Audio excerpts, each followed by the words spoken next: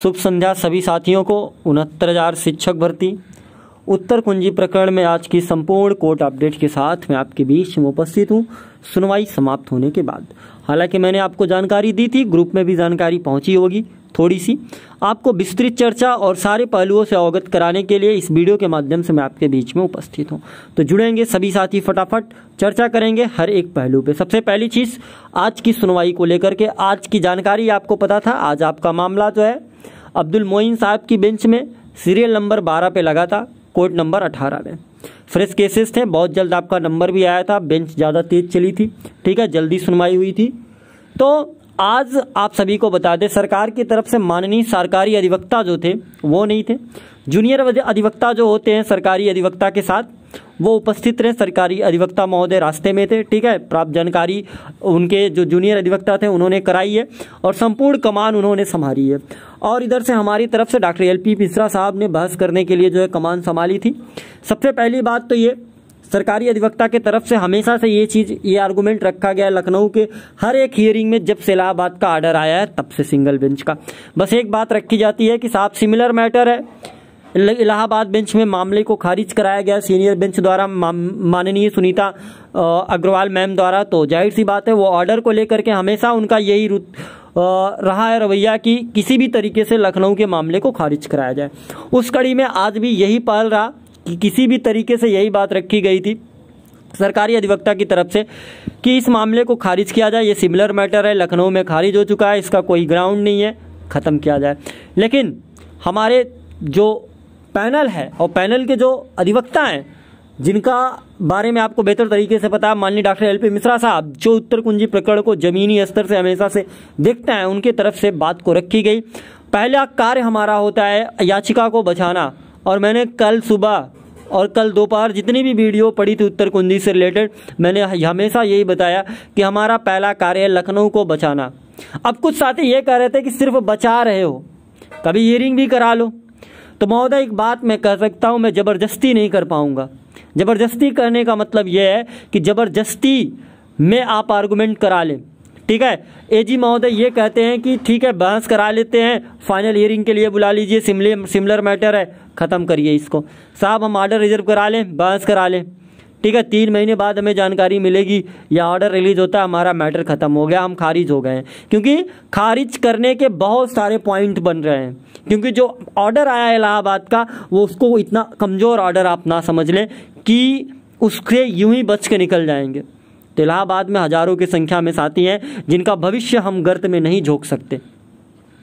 हमें पता है कि उनका भविष्य अगर गर्त में गया, अगर याचिका खारिज होती है तो एक नई याचिका स्टैंड करने के लिए लाखों रुपए की ज़रूरत पड़ेगी डबल बेंच के लिए। उतना अरेंज करना हमारे बस की बात नहीं है। बस इतनी सी बात कहूँगा। इसलिए हमारा परम कार्य है कि हम पहले अपनी याचिका को सुरक्षित रखें, तब तक जब तक हम इलाहाबाद में जीत नहीं लेते या इलाहाबाद का मैटर, इलाहाबाद का ऑर्डर हमारे फेवर में नहीं आ जाता। लोगों ने गालियां देनी शुरू कर दी कि डेट लग गई, नई डेट लेकर के चले आए आप लोग। तो दोस्त डेट जो लगी है माननीय जज साहब के जो है बिहाफ पे लगी है, और वो डेट लगी है आपकी 3 सप्ताह बाद की। अभी ऑर्डर में वो डेट मेंशन होगा कौन सी डेट वो रखी गई है।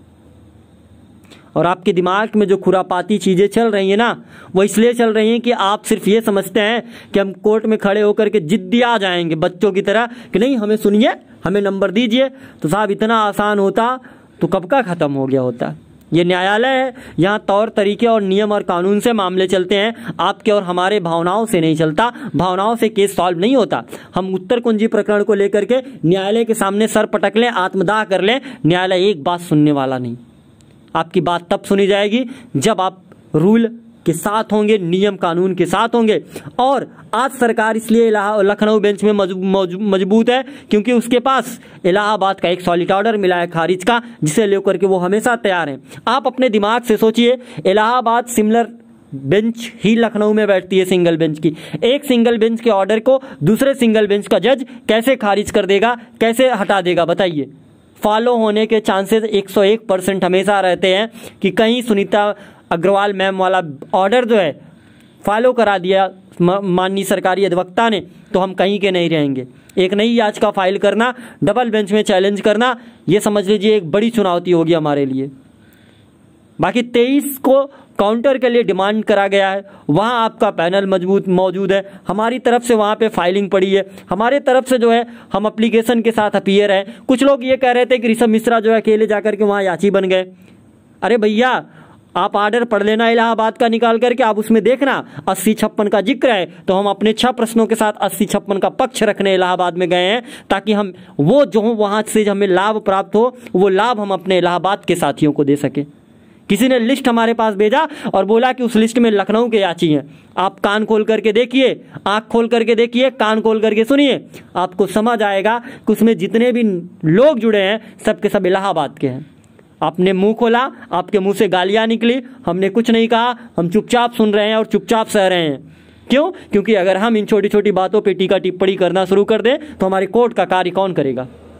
बाकी हमारे ऊपर जिनका विश्वास है, जो हम पे विश्वास करते हैं, वो आज भी है हमारे साथ खड़े हैं कंधे से कंधा मिला करके, और जो नहीं करते हैं, जो विरोध कर रहे हैं सुबह शुरू से लेकर के अब तक, वो करते आ रहे हैं और करते रहेंगे। हमें उनसे फर्क नहीं पड़ता, हमें अपने लोगों को से फर्क पड़ता है जो हमारे साथ जुड़े हैं। मैं अपने लोगों से बस इतनी बात कहूँगा, भाई आपको बचाना मेरी जिम्मेदारी थी और मैं हमेशा आपको बचाता रहूँगा। मुझे याद है जब सिंगल बेंच में मामला हमारा गतिमान भर्ती पे रुकी तो इसी ऋषभ मिश्रा की जय जयकार लगाई जा रही थी।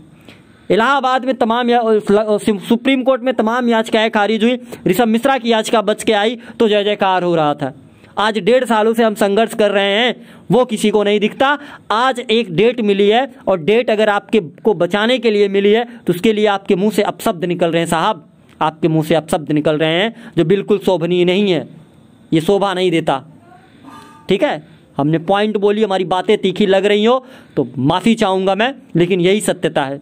लेकिन मैं अपने लखनऊ के जितने भी साथी हमसे जुड़े हैं, 80-56 ऋषभ मिश्रा एंड अदर की याचिका से जो याची जुड़े हैं लखनऊ में, उनको बचाना, उनको न्याय दिलाना, ये हमारी जिम्मेदारी है। हम जबरदस्ती नहीं कर सकते। जबरदस्ती के चक्कर में बिना बहस आर्डर रिजर्व करा लेना, बिना किसी ग्राउंड के आर्डर रिजर्व करा लेना, 3 महीने बाद रिजल्ट निकलना कि याचिका खारिज हो गई, हम ऐसा नहीं कर सकते। ऐसा जुल्म हम अपने याचियों पे नहीं डाल सकते, हम उन्हें परेशान नहीं कर सकते। लोगों ने कहा, तमाम शब्दों के गलत शब्दों का प्रयोग किया है, तमाम स्क्रीनशॉट्स मेरे पड़े हैं, अगर मैं उस पर लीगल एक्शन भी ले लूँ ना तो भी बहुत बड़ी बात है, लेकिन ऐसा कर नहीं सकते हम, क्योंकि हम भी एक अभ्यर्थी हैं, हम भी एक मिडिल क्लास फैमिली से हैं, किसी बहुत बड़े बिजनेसमैन या नेता के घर के नहीं हैं साहब। अपनी पढ़ाई छोड़े हैं, 1.5 सालों से हमने संघर्ष किया इस उत्तर कुंजी में, और मुझे पता है जब तक यहाँ से जीत हासिल नहीं कर लेते तब तक चुप बैठने वाले नहीं हैं। बाकी जिनको लगता हो हम गलत कर रहे हैं, वो स्वेच्छा से हमारा साथ छोड़ सकते हैं, जा सकते हैं, वो स्वतंत्र हैं, उनकी स्वतंत्र याचिका है, वो अपनी याचिका लेकर के जा सकते हैं, हम नहीं रोक पाएंगे किसी को। लेकिन किसी प्रकार की गलत टीका टिप्पणी हमसे बर्दाश्त नहीं होगी, बस इतनी बात मैं कहूँगा। अगर आपके हित में कार्य कर रहे हैं तो आपको उसे समझना होगा। अरे आप अपना दिमाग लगाइए, कोई घर में अधिवक्ता हो या आपके रिलेशन का अधिवक्ता, आप उन्हें फ़ोन करिए, आप उनसे पूछिए कि साहब सेम मैटर, सिमिलर मैटर की जो ऑर्डर होते हैं वो कहीं और फॉलो होते हैं कि नहीं होते, तो वो आप तुरंत जानकारी देंगे। 101% फॉलो होते। जब आप अपने दिमाग से सोचिए, 60-65 के मामले चल रहे थे, 40-45 वाला मामला चल रहा था, अलग अलग स्टेट के मैटर ऑर्डर उठा करके लगाए जा रहे थे, क्यों? ताकि सिमिलर मैटर हो जाए और वो आदेश हमारे फेवर में आ जाए। तो ये तो इसी बेंच का है, इसी प्रदेश का है, इसी भर्ती का है, इसी उत्तर कुंजी का है, तो जाहिर सी बात है फॉलो होने के चांसेज 101% नहीं 1000% बनते हैं कि जज साहब और माननीय एजी साहब जैसे ही पूरी जोर लगाएंगे और हम जरा सा कमजोर पड़ेंगे, वो आदेश फॉलो होगा और हमारी जितनी भी समस्त याचिकाएं हैं सब की सब एक तरफ से खारिज हो जाएंगी। और ये जो गाली आज कुछ शब्दों में आई है ना, वो गालियों की संख्या हजारों में होगी साहब। मैं ज़्यादा बहस नहीं करूँगा, बस मेरे मन में जो चीज़ें थी, हमने सुबह से सारे मैसेज देखे हैं, सारे ग्रुपों को मैंने चेक किया है, ठीक है। लेकिन बस इतना कहूँगा, जिस दिन मैं आ गया अगर इस पे कि हाँ मुझे टीका टिप्पणी करना ही है, तो साहब बहुत बहुत भारी पड़ने वाला है। बस इतना कहूँगा। बहुत शांति के साथ हम अपना कार्य कर रहे हैं, आप सब भी अपना कार्य करें। जो जिस टीम से जुड़ा है उस टीम को सपोर्ट कर सकता है, उस टीम का हिम्मत बन सकता है, उस टीम की ताकत बन सकता है। बस इतनी सी बात मैं कहूँगा, इससे ज़्यादा मैं कुछ नहीं कहूँगा।